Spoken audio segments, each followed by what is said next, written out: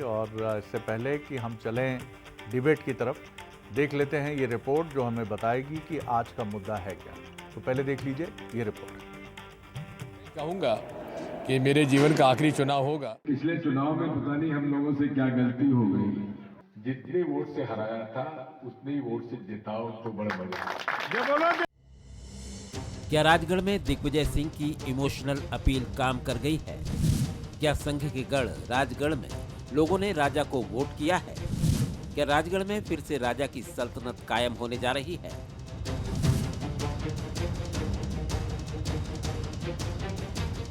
ये सवाल इसलिए उठ रहे हैं क्योंकि दिग्विजय सिंह की इमोशनल अपील के बाद अब कांग्रेस भी दावा कर रही है कि राजगढ़ में दिग्गी राजा का इमोशनल कार्ड काम कर गया है। कांग्रेस को पूरा भरोसा है कि लोगों ने खुले मन से दिग्विजय सिंह को वोट किया है और कांग्रेस राजगढ़ का रण जीतने जा रही है। देखिए, राजगढ़ की सीट में दिग्विजय सिंह जी की जो इमोशनल अपील है कि हमारा अंतिम चुनाव है, ये काम कर गया है। बीजेपी के कट्टर से कट्टर लोगों ने इस बार तय किया है कि हम एक वोट दिग्विजय सिंह जी को देंगे, इसलिए राजगढ़ की सीट भी बिल्कुल क्लियर है। कांग्रेस के मीडिया विभाग के अध्यक्ष मुकेश नायक के दावे को बीजेपी मुंगेरी लाल के हसीन सपने करार दे रही है। बीजेपी का दावा है कि संघ के गढ़ राजगढ़ ने फिर से मोदी और बीजेपी को चुनने के लिए वोट किया है। बीजेपी को भरोसा है कि रोडमल नागर को तीसरी बार राजगढ़ का प्रतिनिधित्व करने का आशीर्वाद जनता ने दे दिया है। देखिए, दिग्विजय सिंह को मध्य प्रदेश की जनता 20 साल पहले खारिज कर चुकी है। श्रीमान बंटाधार का नाम प्रदेश की जनता ने दिया। 5 साल पहले भोपाल में चुनाव लड़े तो 4 लाख के बड़े अंतर से हारे, और अब राजगढ़ में जब उनकी जमीन खिसकी तो इमोशनल बयान दिए, जनता को किसी तरह से वोट लेने की कोशिश करी। राजगढ़ में भारतीय जनता पार्टी रिकॉर्ड मतों से चुनाव जीतने जा रही है। राजगढ़ के रण में जनता ने अपना फैसला सुना दिया है। परीक्षा हो चुकी है। नतीजों का इंतजार 4 जून को खत्म होगा। कांग्रेस को विश्वास है कि दिग्विजय सिंह का इमोशनल कार्ड उसकी विजय का आधार बनेगा। तो बीजेपी को मोदी कार्ड के सहारे जीत की उम्मीद है। नमस्कार, आज का मुद्दा में आपका बहुत बहुत स्वागत है। मैं हूं शरद द्विवेदी और हमारा आज का मुद्दा है चल गया इमोशनल कार्ड। क्या वाकई चल गया इमोशनल कार्ड या चल गया राष्ट्रीय स्वयंसेवक संघ और बीजेपी का समन्वित परिश्रम का कार्ड? क्योंकि जहां दिग्विजय सिंह वहां संघ और बीजेपी दुगनी शक्ति से काम करते हैं। लेकिन दिग्विजय सिंह जी को पूरा क्रेडिट इसलिए आपको बेचक देना होगा कि एक कठिन लड़ाई से न सिर्फ उन्होंने मुंह चुराया, उस कठिन लड़ाई के लिए वो तैयार हुए जब मध्य प्रदेश में कांग्रेस के कई दिग्गज नेता चुनाव मैदान में नहीं उतरे। लेकिन दिग्विजय सिंह जी ने ये चुनौती स्वीकारी उम्र के जिस पड़ाव में 76-77 साल की उम्र में, और चुनौती न सिर्फ स्वीकारी बल्कि एक ऐसी लड़ाई लड़ी जिसमें ये बात बराबर उठी कि राजगढ़ में कड़ी टक्कर। मुंसिल न्यूज़ के सुलगते सवाल नंबर 1, राजगढ़ में दिग्विजय सिंह जी का इमोशनल कार्ड चलेगा या बीजेपी का परिश्रम और मोदी कार्ड चलेगा? सवाल नंबर 2, क्या इमोशनल कार्ड तय करेगा राजगढ़ के रण का विजेता? क्या इमोशनल की बयार यानी हवा राजगढ़ में वोटों की बयार यानी हवा लेकर आई है? तो इमोशंस क्या एक बड़ा रोल प्ले करने वाले हैं राजगढ़ के चुनाव में? और इमोशंस का मतलब सिर्फ दिग्विजय सिंह जी के लिए इमोशंस नहीं है। इमोशंस प्रधानमंत्री के लिए, इमोशंस राम मंदिर के लिए, ये भी एक गहरे इमोशंस के एलिमेंट्स हैं जिनको आपको नज़रअंदाज नहीं करना चाहिए। जो मेहमान हमारे साथ हैं उनसे मुलाकात करिए। मेरे साथ स्टूडियो में है मनीष त्रिपाठी, एग्जीक्यूटिव एडिटर हमारे, बहुत स्वागत करता हूं मनीष। हमारे साथ हैं शैलेंद्र पटेल जी, पूर्व विधायक हैं कांग्रेस के, एक भद्र और शालीन छवि के प्रतिनिधि राजनेता हैं, उनका बहुत स्वागत करता हूँ। और घनश्याम पेरोनिया जी हैं, पूर्व विधायक हैं और बहुत अच्छे से समझते हैं क्योंकि उनका जो रीजन ग्वालियर चंबल से शुरू होता है वो गुना राघोगढ़ की सीमाओं को भी छूते हुए वहाँ की फ़िज़ा क्या कह रही है इसको भी अच्छे से समझता है। तो आपका भी बहुत स्वागत। मनीष, लगातार आप देख रहे हैं चुनाव, उस पर आप लिख भी रहे हैं, लगातार तमाम चीज़ों को आपने करीब से देखा भी है। दिग्विजय सिंह जी ने इसको इमोशनल बनाया और एक दिन पहले जब मतदान समाप्त हुआ तो उनका थोड़ा एंग्री ओल्ड मैन का भी स्वरूप हमने देखा कि वो वहाँ ईवीएम को लेकर नाराज़ थे, तमाम कांग्रेस के नेताओं को राउंड अप किया गया, उसको लेकर नाराज़ थे। किस तरह से आप इस जंग को देखते हैं? चलेगा इमोशनल कार्ड या कांग्रेस का, दिग्विजय सिंह जी का, या बीजेपी का? शरद जी, इमोशनल कार्ड दोनों तरफ से खेले गए हैं। दिग्विजय सिंह जी ने लगातार शुरुआत से पहले राजगढ़ पहुंचे, वो 30-33 साल बाद करीब वो राजगढ़ के रण में उतरे हैं। तो पहले तो उन्होंने पुरानी चीज़ों के लिए माफ़ी मांगी, वो एक इमोशनल कार्ड था। फिर चुनाव जैसे जैसे आगे बढ़ा, उनकी चीज़ें बढ़ती हैं, उन्होंने एक ट्रेडिशनल तरीका मुझे लगता है जो अपनाया चुनाव प्रचार का। डोर टू डोर पहुंचे, उन्होंने लंबी पदयात्राएं की, लगभग हर विधानसभा में उनकी 20 से 30 किलोमीटर की पदयात्रा हुई और उन्होंने एक इमोशनल कनेक्ट स्थापित करने की फिर से कोशिश की है अपनी जनता से, जिसको अपना मानते हैं, क्योंकि राजगढ़ उनका गढ़ रहा है किसी ज़माने में। तो इस चुनाव के आखिरी आते आते तक उन्होंने ये लगातार कहा कि ये उनका आखिरी चुनाव है, इसलिए उनका साथ दे, उन्होंने साथ मांगा जनता से।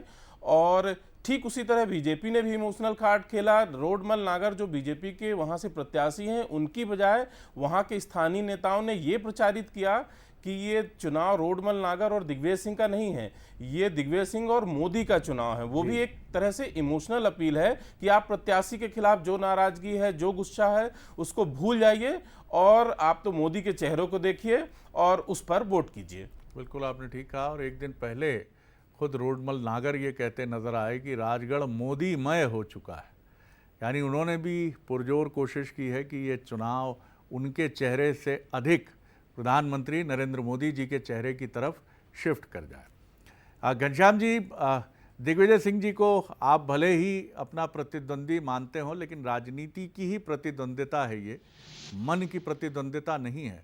लेकिन आप इसके लिए तो उनको नंबर ज़रूर देंगे कि उम्र के इस पड़ाव में, जबकि राजनेता सक्रिय राजनीति और चुनाव, जबकि ऑलरेडी वो राज्यसभा के मेंबर हैं, फिर भी उन्होंने ये चुनौती स्वीकारी और पदयात्राएं करके किसी युवा जनप्रतिनिधि को भी चौंकाया कि मैं अभी भी इतनी मेहनत कर सकता हूं।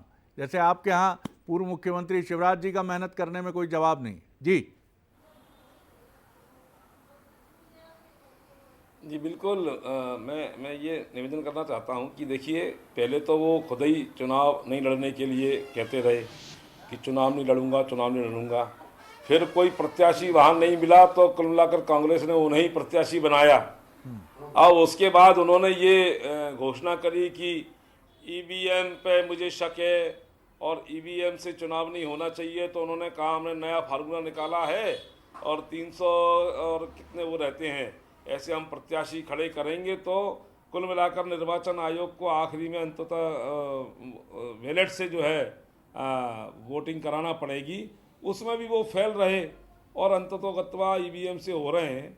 और आप देखेंगे जब वो चुनाव हारेंगे, हारने के बाद ईवीएम पर ही ठीकरा फोड़ने वाले हैं। और हमारे नेता आदरणीय अमित शाह जी ने भी वहाँ जो सभा की थी, और सभा में भी जिस प्रकार का माहौल था, भाजपामय माहौल था, भगवामय माहौल था। और कुल मिलाकर के दिग्विजय सिंह जी का कार्यकाल मध्य प्रदेश की जनता ने बखूबी देखा है, किस प्रकार का मुख्यमंत्रित्व काल का उनका कार्यकाल रहा, किस प्रकार का वातावरण मध्य प्रदेश में था। और कहीं ना कहीं उस अंधकारमय मध्य प्रदेश से हमने उजाले की ओर मध्य प्रदेश को भारतीय जनता पार्टी की सरकारों ने ले जाने का काम किया है। मैं ग्वालियर चंबल संभाग से आता हूं। आप देखिए, जब सरकारें कांग्रेस की थीं तो कैसे वहां पर डाकुओं का साम्राज्य था हमारे क्षेत्र में। आज आप देखेंगे कि डाकू विहीन करने का काम ये भारतीय जनता पार्टी की सरकार ने किया है।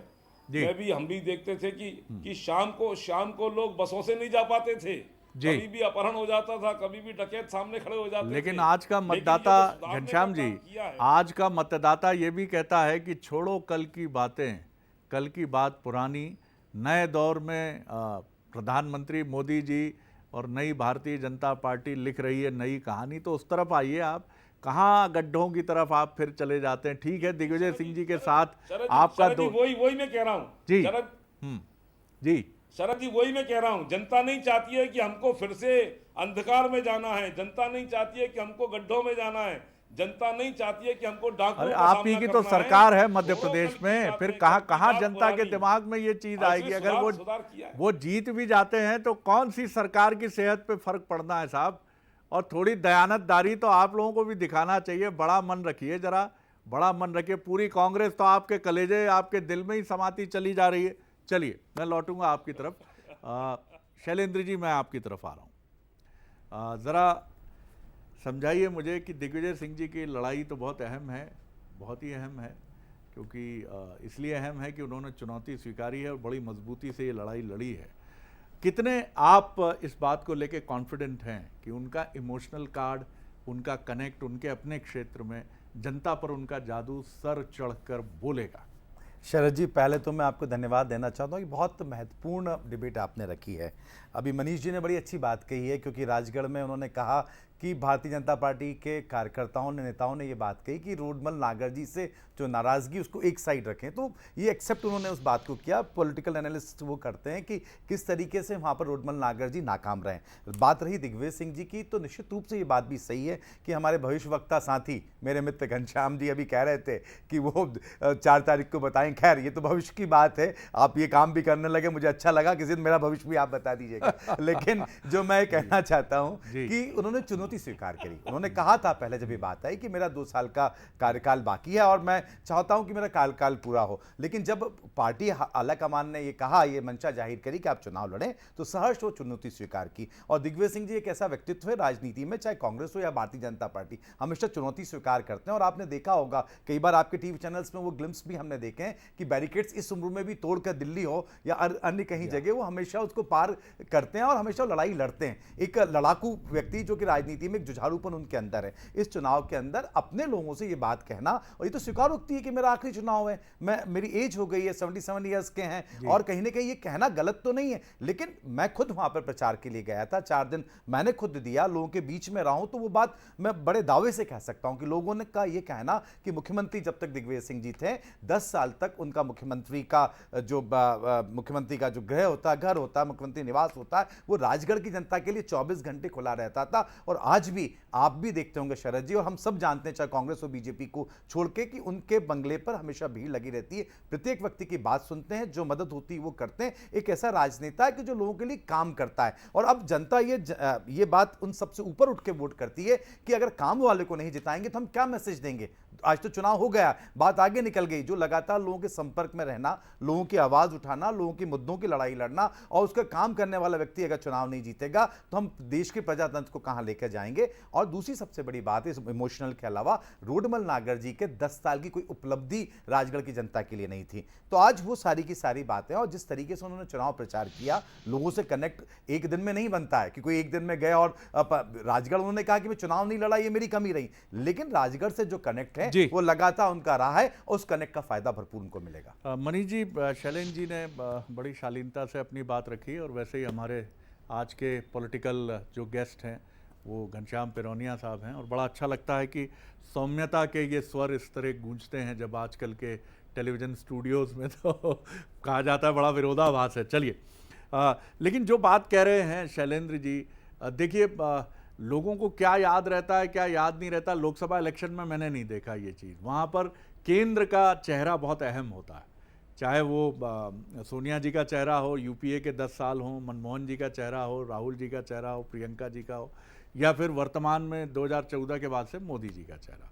तो ये बात तो उतनी मैटर नहीं करती। लेकिन ये बात शैलेंद्र जी की सही है कि राजगढ़ के लिए दरवाजे खुले थे, जैसे छिंदवाड़ा में कमलनाथ जी के लिए खुले हैं, जैत के दरवाजे शिवराज जी के लिए खुले हैं, अब उज्जैन के दरवाजे डॉक्टर मोहन यादव के लिए। ये एक बड़ा फैक्टर है जो आप स्थानीयता जो है, क्योंकि ये भोपाल में नहीं जुड़ी थी दिग्विजय सिंह के साथ, लेकिन राजगढ़ में जुड़ गई है।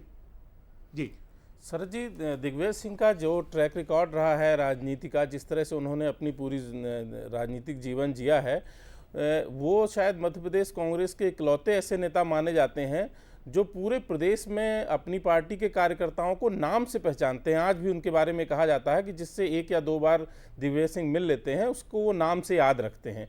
तो ये जो कनेक्ट है दिग्विजय सिंह का, ये कांग्रेस के बाकी नेताओं से बहुत बेहतर है, और शायद इसीलिए कहा जा सकता है कि सबसे बड़े मास लीडर कांग्रेस के मध्य प्रदेश में दिग्विजय सिंह ही हैं।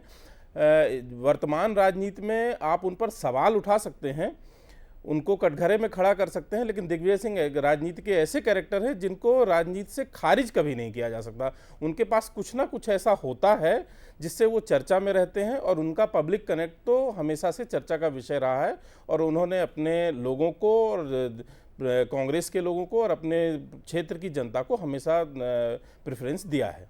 ये आपने बड़ी मार्के की बात कही, और राजनीति ये कहती है कि आप एक बार अपनी पार्टी को भूल जाइए, एक बार आप सब कुछ भूल जाइए, लेकिन अपने क्षेत्र के लोगों को मत भूलिए। उनके काम कुर्सी पर रहते हुए और बिना कुर्सी पर रहते हुए भी अगर आप अनइंटरप्टेड तरीके से बिना किसी बाधा के करते हैं तो आपके जब भी आपको मौका मिलता है तो आपको चौका लगाने का अवसर ज़रूर जनता देती है। घनश्याम जी, इससे तो आप भी इत्तेफाक करेंगे, क्योंकि लोकल एलिमेंट बड़ा महत्वपूर्ण हो जाता है। नकुलनाथ जी या कमलनाथ जी भोपाल लोकसभा सीट से या इंदौर से चुनाव लड़ते तो एक डिफरेंट बॉल गेम हो जाता। इसी तरह बीजेपी का कोई दिग्गज नेता किसी और जगह से जाकर कॉन्स्टिट्यूंसी से लड़ेगा तो कहानी बदल जाती है।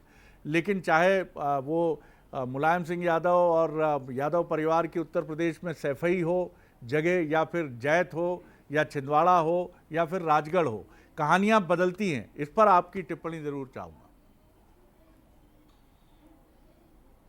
बिल्कुल शरद जी, आप सही कह रहे हैं। मैं और शैलेंद्र जी हम दोनों साथ में ही विधायक रहे जी, और वो बहुत अच्छे खिलाड़ी भी हैं जी, राजनीति के भी खिलाड़ी हैं वो। लेकिन मैं निवेदन ये करना चाहता हूँ कि देखिए, मैं भांडर से विधायक रहा और मैंने भी वहाँ पर जनमानस की सेवा में अपने आप को समर्पित किया। लेकिन पता नहीं इस बार क्या कारण रहा कि मैं पिछली बार विधायक जब बना था तो 36-37 हज़ार वोटों में विधायक बन गया था जी, और इस बार मुझे 53-54 हज़ार वोट भी मिले, फिर भी कहीं ना कहीं मैं जनता की अपेक्षा में खरा नहीं उतर पाया। कोई बात ठीक है, नहीं सर, जनता का फिर सर आशीर्वाद माथे है। बिठाई की लेकिन जनता देखिए, शुभकामनाएं ये आपको। सही बात है कि जी जी जी जी जी जी जी बिल्कुल ये सही बात है कि हम जनता की अपेक्षाओं में कितना खरा उतरते हैं, उनके सुख में, दुख में, अच्छे में, बुरे में। और उसमें वो जो राजनेता जनता का सेवक वहाँ रहता है, कहीं ना कहीं उसका आशीर्वाद जनता उसको हमेशा देती है। मैंने कहा जनता ये जनार्दन है और वो हमेशा ध्यान रखती है। लेकिन दिग्विजय सिंह जी के बारे में जो हमारा सबका मत है कि जब भी कभी इस प्रकार का वातावरण बना तो कहीं ना कहीं उनके बयान जो रहे, वो बयान कहीं ना कहीं जनता को समझ से परे रहे। चाहे वो आपने अफजल गुरु के बारे में उनका रहा हो या अन्य अन्य प्रकार के जब भी इस प्रकार के उदाहरण रहे हों, कहीं ना कहीं जनता इन चीज़ों को पसंद नहीं करती है। देश धर्म ये सर्वोपरि रहना चाहिए और तुष्टीकरण की नीति के आधार पर हम अपने बयानों को बदलने का समय समय पर अपना ये करें, वो कहीं ना कहीं भाव रहता है। और इसलिए मुझे लगता है कि जनता ये सब जानती है, स्वीकार करती है। और जैसा उन्होंने कहा मेरा अंतिम चुनाव है, तो अंतिम चुनाव है भैया उनका या नहीं है ये तो निश्चित पार्टी तय करती है। लेकिन भारतीय जनता पार्टी के हमारे सबके नेता, देश के यशस्वी प्रधानमंत्री माननीय नरेंद्र मोदी जी का जो एक स्वरूप है, उनका जो एक व्यक्तित्व है, उसके आगे सभी बौने हैं, सभी और उनके आगे छोटे हैं जी। उनका जो अपना एक देश को आगे बढ़ाने का जो व्यक्तित्व है, देश को आगे बढ़ाने का जो सोच है, और जो हम लोग हमेशा कहते हैं सबका साथ, सबका विकास, सबका प्रयास और सबका विश्वास, इस आधार पर हम विकसित भारत का संकल्प पूरा करना चाहते हैं। और मुझे लगता है राजगढ़ की जनता नरेंद्र मोदी जी के नेतृत्व में पुनः देश में प्रधानमंत्री नरेंद्र मोदी जी मुद्दा है, सरकार बिल्कुल पर घनश्याम जी, करेगी। एक बड़ा मसला है वो, एक बड़ा चेहरा है वो। और राजगढ़ में माफ़ कीजिएगा, चुनाव दिग्विजय सिंह जी और नरेंद्र मोदी जी के बीच में ही है। और सिर्फ राजगढ़ में ही नहीं, देश की अनेक लोकसभा सीटें या तकरीबन उत्तर भारत की तो मैं कह सकता हूं कि हर लोकसभा सीट पर नरेंद्र मोदी जी प्रत्याशी के साथ एक बतौर मजबूत चेहरे के बराबर वो मौजूद हैं। और यही कांग्रेस की चुनौती है, क्योंकि उनका चेहरा स्थानीय जनप्रतिनिधि जो भी है, प्रत्याशी है, उसके कई माइनस को कई बार मुझे कहने में संकोच नहीं, प्लस कर देता है। और ये कांग्रेस और बीजेपी दोनों में होता आया। इंदिरा गांधी जी का चेहरा जब वो अपने शीर्ष पर थी राजनीति के, तो उनका चेहरा कई माइनस को प्लस कर देता था चुनावों में। शैलेंद्र जी, दिग्विजय सिंह जी एक ऐसे राजनेता भी हैं जिन्होंने जितनी लड़ाई बीजेपी से लड़ी उतनी विद इन दी पार्टी भी लड़ी। जिस तरह के एलिगेशंस उन पर लगे, उन्होंने एक हमसे इंटरव्यू में कहा कि मुझे तो पंचिंग बैग समझा जाता है पार्टी में भी जो आता है एक मुक्का मार के चला जाता है। काफ़ी कड़ी लड़ाई लड़ने के बाद भी वो डटे हैं। बीच में अध्यक्ष बनते बनते रह गए, मल्लिकार्जुन खड़गे जी की बारी आ गई, क्या कुछ हुआ, व्हाट वेंट रॉन्ग पता नहीं, लेकिन लड़ाई लड़ने वाला एक योद्धा है दिग्विजय सिंह और एक मजबूत लड़ाई फिर लड़ रहा है। जी शरद जी, मैं आपकी बात को आगे बढ़ाता हूं। जिस तरीके से भी आप कह रहे थे कि मोदी जी के चेहरे के आगे बाकी गौण हो जाता है कि उनका व्यक्तित्व कहीं ना कहीं बड़ा है, तो मैं एक बात कहना चाहता हूं, दिग्विजय सिंह जी का भी व्यक्तित्व है। अब एक तरफ हम एक व्यक्तित्व की बात करेंगे, दूसरे व्यक्ति का भी व्यक्तित्व है, दूसरे व्यक्ति का भी काम है, दूसरे का भी डायरेक्ट कनेक्शन है। मोदी जी का डायरेक्ट कनेक्शन राजगढ़ में नहीं है, तो व्यक्तित्व की लड़ाई अपनी जगह होती है। मैं बात आपसे इत्तेफाक रखता हूं कि जिस तरीके से कभी इंदिरा जी का जो समय था, इंदिरा जी के नाम पे वोट मिला करते थे, मोदी के समय में 2014 या 19 में मोदी जी के नाम पे लोग चुनाव जीत के गए। जो शायद सरपंच का चुनाव नहीं जीत सकते थे वो सांसद भी बन गए। मुझे कहने में गुरेज नहीं उस बात को लेकर, लेकिन उसके साथ साथ जब सामने दिग्विजय सिंह जैसा व्यक्ति चुनाव लड़ता है तो वो बात कहीं ना कहीं थोड़ा डिफरेंस करती है। फिर दूसरी बात, दिग्विजय सिंह जी को वहां पे जो डायरेक्ट कनेक्ट लोगों से है, जो एक डायरेक्ट कनेक्शन की बात आती है, तो वो वहां पे बहुत ऊपर लेकर जाती है। रही बात आपकी जो आपने पंच की बात कही थी, कहीं ना कहीं बॉक्सिंग पंच वाली बात आती है कि जो आता मुक्का, देखिए इससे आदमी हमेशा मजबूत बनता है। दिग्विजय सिंह जी ने हमेशा राजनीति को एंजॉय किया है। और बॉक्सिंग की है लगता है? नहीं, मैं तो हॉकी का खिलाड़ी था, घनश्याम जी जानते हैं, मैं नेशनल प्लेयर हूं। खैर, जो बात है कि इससे मजबूती आती है। देखिए विरोधाभास होता है, दिग्विजय सिंह जी अपनी बात बेबाक तरीके से कहते हैं। घनश्याम जी ने कहा कि कई बार उनकी बातों का लेके बवंडर मंचता है, तो उनका ये कहना रहता है कि मुझे जो लगता है मैं अपनी राय जनता के सामने रखता हूं। इस तरह का राजनीतिक व्यक्ति बहुत कम होता है कि जो लगता है वो कहता है, लेकिन कई बार हम देखते हैं कि लग कुछ रहा है, भूल कुछ और रहा है। लेकिन दिग्विजय सिंह का डुअल कैरेक्टर कभी नहीं रहा। जिस मुद्दे पे जो बात कहनी थी हमेशा उस मुद्दे पे उन्होंने कही। और मैं उस समय दिल्ली में भी था जिस समय ये वाली बात थी कि कहीं ना कहीं चुनाव लड़ना चाहते थे, इसमें भी कोई बात नहीं, फॉर्म उन्होंने मंगाया था, लेकिन जब सबका एक निर्णय बना कि इस तरीके से होगा तो उसने स्वीकार किया। और आज भी कांग्रेस पार्टी के लिए लड़ रहे हैं, कहीं उसको लेकर नाराज तो नहीं हुए, फिर पार्टी को दुगनी ताकत से उसका काम कर रहे हैं। चलिए मनीष, बहुत कम वक्त है मेरे पास। दिग्विजय सिंह जी जीतें या कामयाब ना हो, शुभकामनाएं उनको भी है और रोडमल नागर जी को भी है, लेकिन ये लड़ाई उनका कद नीचे नहीं लाएगी। नहीं, दिग्विजय सिंह का कद इस लड़ाई से और बढ़ेगा शरद जी, क्योंकि इतने कठिन वक्त में नतीजे कुछ भी हो, हाँ नतीजा कुछ भी हो, क्योंकि इस मुश्किल वक्त में जब पार्टी के बड़े बड़े दिग्गज चुनाव लड़ने से पीछे हट गए, तब उन्होंने 77 साल की उम्र में सिर्फ पार्टी के कहने पर मोर्चा संभाला और उन्होंने वहाँ इमोशनल लड़ाई लड़ी और उनके खिलाफ भी इमोशनल लड़ाई लड़ी गई। उनके पुराने वीडियोज़, उनके बयान वो चर्चा में लाए गए, उन पर उन मंदिर को लेके और बहुत सारे मसलों को लेके उन सारे बयानों को वापस से फिजा में, सियासी फिजा में तैरे वो, फिर भी वो दिग्विजय सिंह पूरी ताकत से डटे रहे। चलिए, बहुत शुक्रिया मनीष जी आपका, बहुत शुक्रिया शैलेंद्र जी आपका, बहुत शुक्रिया घनश्याम पिरोनिया जी आपका भी। बहुत बढ़िया तरीके से आप सब ने इस डिबेट को आगे बढ़ाने की कोशिश की और हम एक कंक्लूजन तक पहुंचने में कामयाब रहे।